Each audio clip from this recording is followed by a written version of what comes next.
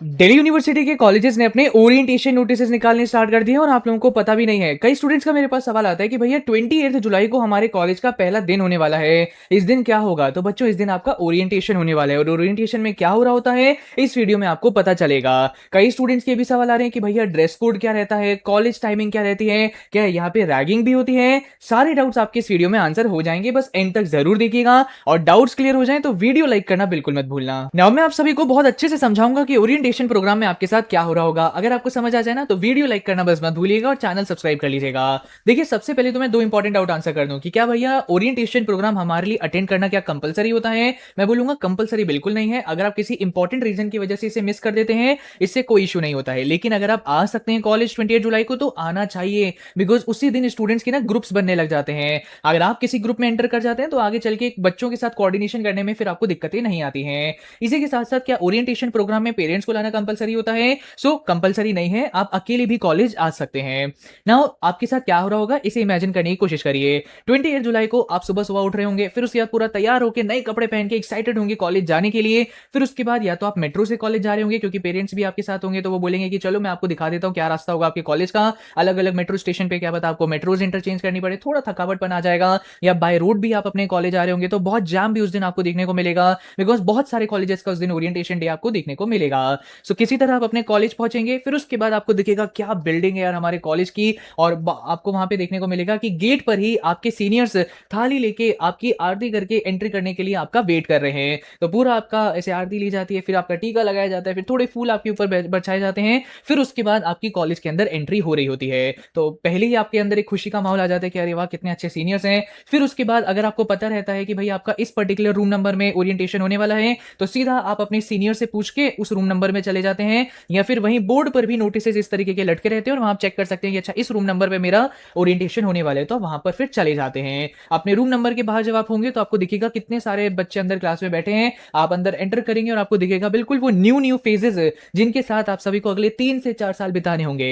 आप क्लास में जाके बैठेंगे, थोड़ा अगर आप इंट्रोवर्ट हैं तो शांति से बैठ जाएंगे, लेकिन मेरा ये रिकमेंडेशन होगा कि ऐसा मत करिएगा। उस दिन सभी को एक्सट्रोवर्ट रहने की जरूरत होती है। आपके आगे जो बच्चे बैठे हैं, पीछे हैं, बगल में जो बैठे हैं, उनसे बातचीत करना स्टार्ट करो और उनका व्हाट्सएप नंबर ले लो। मैंने भी ऐसे किया था, व्हाट्सएप नंबर ले लेते हैं ना, तो आगे चल के जो क्लासेस का कोऑर्डिनेशन करना होता है कि यार कौन से रूम नंबर में क्लास है, कितने बजे क्लास है, ये सब फिर आप उनके साथ ही डायरेक्ट बातचीत कर पाते हैं।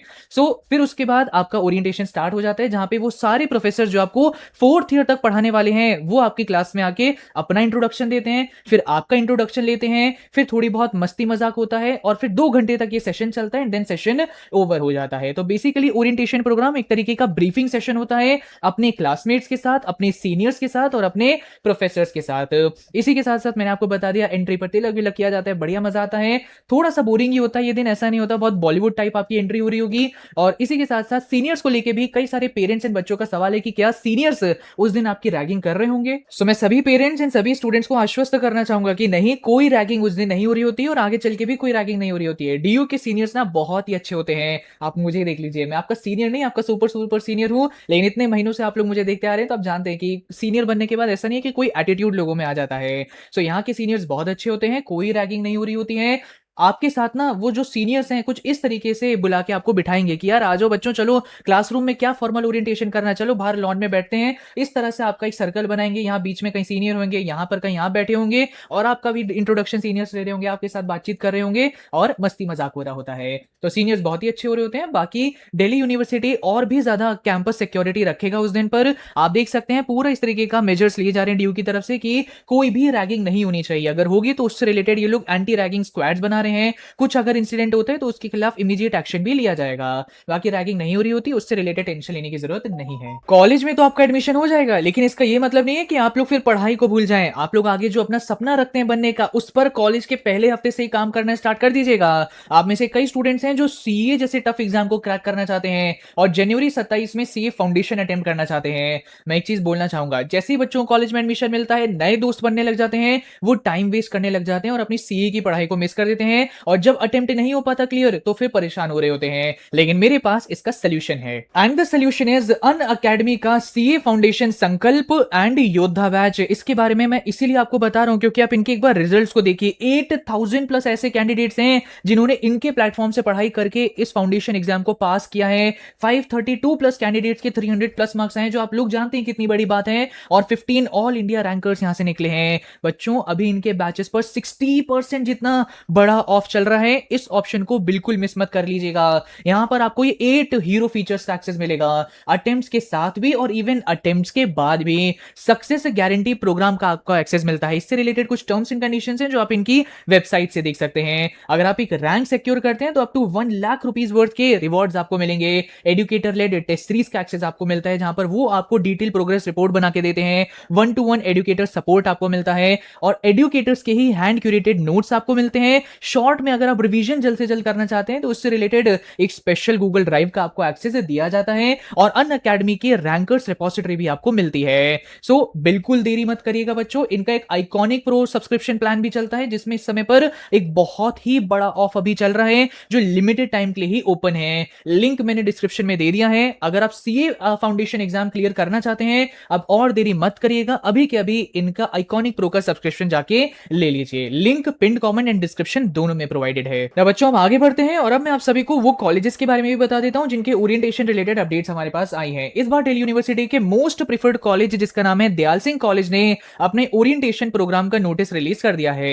कई बच्चों के मेरे पास, मुझे पता था कमेंट में सवाल आएंगे तो मैं अभी क्लियर कर देता हूं कि भैया मुझे ये कैसे पता चलेगा कि कितने बजे मेरा ओरिएंटेशन होगा, कौन सी क्लास में मेरा ओरिएंटेशन होगा। तो बच्चों 26 जुलाई को सभी कॉलेजेस अपने ओरिएंटेशन नोटिस रिलीज कर देंगे जिसमें बता दिया जाएगा कि अगर आपको एक पर्टिकुलर कॉलेज के इस कोर्स में एडमिशन मिला है तो इस टाइम पर इस रूम नंबर में आपका ओरिएंटेशन कंडक्ट होगा। जैसे आप दयाल सिंह का ही देख लीजिए, इन्होंने अपना नोटिस रिलीज करके बता दिया है कि अगर आपको इस कॉलेज में इस कोर्स में एडमिशन मिला है तो इस टाइम पर और इस रूम नंबर में आपका ओरिएंटेशन होगा। ये कोर्स में अगर आपको एडमिशन मिला है तो इस टाइम पर और इस रूम नंबर में आपका ओरिएंटेशन होगा।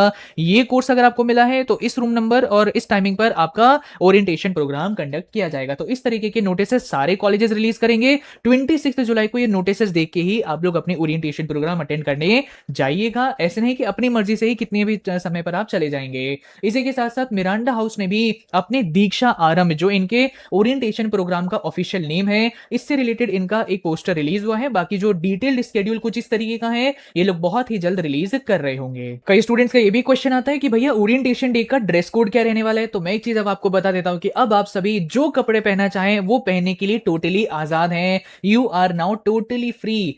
स्कूल में आपका एक प्रॉपर ड्रेस कोड होता था, एक यूनिफॉर्म होती थी, वो पहननी पड़ती थी। अगर कुछ और पहनोगे तो दिक्कतें हो जाती थी। कॉलेज में आपको पूरी आजादी है, जो आप पहनना चाहें वो आप पहन सकते हैं। लड़कों को मैं एक बात बोलना चाहूंगा कि अगर बच्चों आप सभी अपने घर में रोजाना बस एक टी शर्ट पहन के रहते हैं तो ऐसा नहीं कि ओरिएंटेशन डे पर बहुत फॉर्मल कपड़े आप पहनने की कोशिश करें, या शर्ट अगर आपको पहनने की आदत नहीं है तो आप शर्ट पहन के चले जाएं। मेरे से गलती क्या हुई थी कि मैं तो यार टी शर्ट में रहने वाला बंदा हूं, अब तो खैर शर्ट की आदत हो गई है ना। अपने ओरिएंटेशन डे पर मैं एकदम शर्ट पहन के चला गया था ना। सरकारी कॉलेज है ना, कोई एसी होता है, थोड़ा क्लास में कई बच्चे थे तो सफोकेशन से भी होने लग जाती है और गर्मी का भी समय था तो इस वजह से मुझे दिक्कत होने लग गई थी, सफोकेशन टाइप, तो इसीलिए बहुत अजीब लग रहा था। सो बेटर यही रहता है कि कंफर्टेबल क्लोथिंग ही आपको रखनी चाहिए। अगर आप टी शर्ट पहनना पसंद करते हो तो एक बढ़िया टी शर्ट ले लो, पैंट जीन्स ले लो एंड देन आपका काम हो जाएगा। अगर आप एक गर्ल हैं तो मुझे आइडिया नहीं है कि आपका क्या ड्रेस कोड रहना चाहिए, बाकी आपको तो पता ही होगा क्या पहनना चाहिए। बस मेरा ये रहेगा कि यार साड़ी वाड़ी पहन के मत आइएगा, क्योंकि आपको हो सकता है सीनियर्स इस तरह से जमीन पर बिठा दें, बोले यार बातचीत करते हैं, आओ थोड़ा इनफॉर्मल चीजें करते हैं, तो ऐसे में साड़ी अगर आप पहनेंगे तो थोड़ा अनकंफर्टेबल हो जाता है। सो अनकंफर्टेबल क्लोथिंग मत रखिएगा। सीट पे भी कई बार इश्यूज होते हैं, टाइट टाइट सी सीट्स होती हैं तो इश्यूज हो जाते हैं।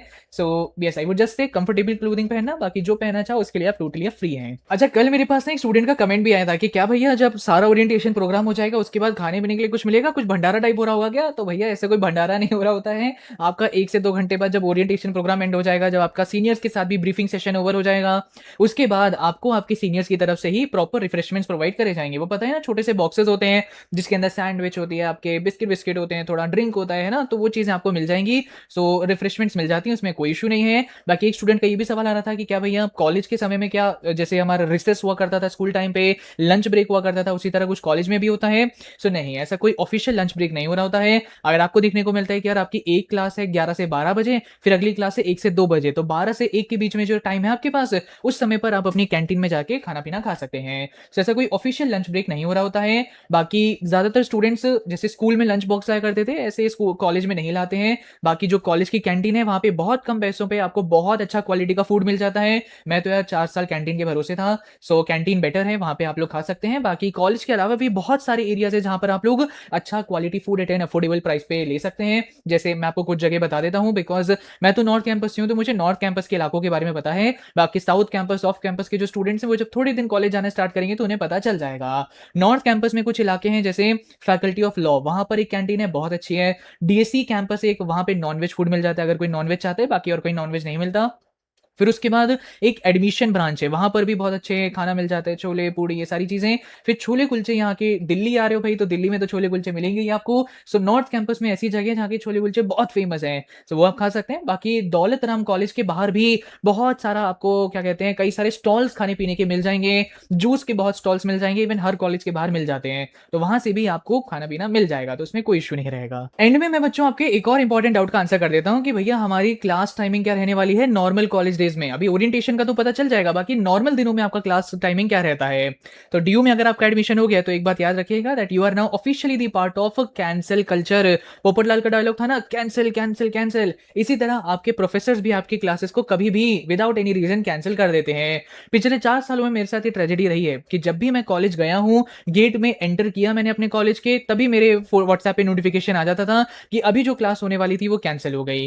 ये रहा मेरे साथ पिछले 4 सालों में, अब मैं क्या बताऊं। इवन आप में से कई ऐसे स्टूडेंट्स होंगे जो इसी तरीके की आगे चल के फनी काइंड ऑफ रील्स भी बना रहे होंगे। सो ऐसा कई बार हो जाता है कि आप कॉलेज पहुंचे और क्लास कैंसिल हो गई। सो खासकर बच्चों, अगर आपको में से कोई स्टूडेंट किसी और स्टेट से दिल्ली आ रहा है, पीजी में रह रहा है, हॉस्टल में रह रहा है या फ्लैट में रह रहा है, तो उन सभी स्टूडेंट्स को मैं बोलना चाहूंगा कि अगर आपके कॉलेज में चाहे एक क्लास भी लग रही हो, आपको अटेंड करने जाना चाहिए, क्योंकि दूर से आप इसीलिए तो आ रहे हैं डीयू में पढ़ने के लिए। कई ऐसे स्टूडेंट्स मैं देखता हूं कि पीजी वीजी में रह रहे हैं, किस लिए? सोने के लिए। उन्हें दिखता है कि यार कल के लिए तो 4 क्लासेस शेड्यूल थी, उनमें से 3 कैंसिल हो गई, एक होने वाली है। अब एक ही तो होने वाली है, क्या करना अटेंड करके? तो बच्चे सोते रह जाते हैं या पीजी वीजी में ही मजे करते रहते हैं। टाइम वेस्ट यार, ये बेवकूफी है। पढ़ने आए हो, एक क्लास भी हो रही है तो जाके अटेंड करो, पास ही तो रहते हो आप लोग।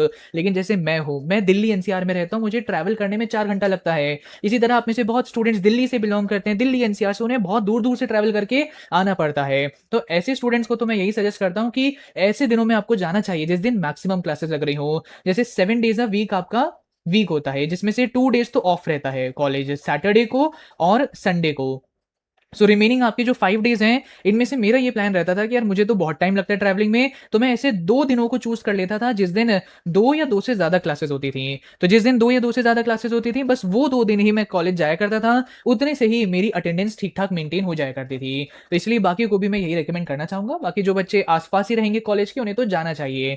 बाकी मेनली आपकी जो क्लास टाइमिंग है, वो सुबह 8 एएम से लेके शाम के 4 पीएम तक होती हैं। ऐसा नहीं है कि लगातार आपकी क्लासेस हो रही होंगी। एक हो सकती है 8 एएम टू 9 एएम हो, अगली 10 एएम टू 11 एएम हो, फिर अगली 11 एएम टू 12 पीएम हो और उसके बाद खत्म। कोई 12 पीएम टू 1 पीएम हो रहा होगा, कोई 3 टू 4 पीएम हो रहा होगा, ऐसे है। लगातार नहीं होती है 8 एएम से लेके 4 पीएम तक, ठीक है? सो इसकी टेंशन आपको नहीं लेनी है। तो आई होप ये भी आपका डाउट मैंने क्लियर कर दिया है। सो आई होप बच्चों सारे डाउट्स मैंने आपके बहुत अच्छी तरह आंसर कर दिए हैं। प्लीज वीडियो को लाइक करना मत भूलिए और चैनल सब्सक्राइब कर लीजिएगा। एक कॉलेज सीरीज मेरी आ रही होगी जिसमें कॉलेज रिलेटेड मैं कई सारी वीडियोस आपके लिए बना रहा हूँ। बाकी सीए फाउंडेशन बैच इनका ज्वाइन करना बिल्कुल मिस मत करिए। खासकर बच्चों, आइकॉनिक प्रो पर आपको बहुत बड़ा डिस्काउंट अभी मिल रहा है। डोंट मिस अगर आपका एम है सीए को क्लियर करना। बाकी ओरिएंटेशन की सारी डिटेल्स मैंने आपको बता दी हैं। I hope you like this video. Thank you and all the very best.